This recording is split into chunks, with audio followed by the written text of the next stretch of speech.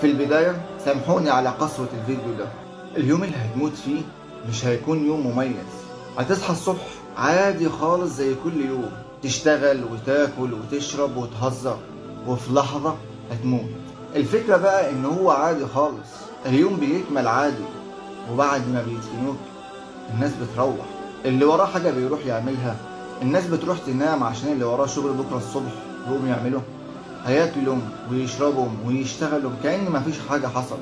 مفيش تغيير هيحصل لا كبير ولا صغير، مفيش تغيير هيحصل لا في العالم ولا في بلدك ولا في أسرتك انت نفسك. السوبر ماركت هيفتح تاني يوم عادي خالص، ده بغض النظر عن العزا بتاعك، ده لو كان في عزا أصلا. كل حاجة هتستمر عادي خالص، أصله مش مهم يعني، والحي أبقى من الميت، ودي مش قلة وفاء ابدا، انما الدنيا هي اللي كده، وكله عاوز ياكل ويشرب ويهزر زيك بالظبط زي ما كنت عايش، ويدور على احتياجاته الطبيعيه. انت بس اللي حياتك هتتغير تغيير جذري، محدش هيسند معاك اليوم الفارق ده، وانت اللي هتشيل شيلتك لوحدك. فلو سمحت كفايه غفله، واشتغل ليوم موتك بعد اذنك.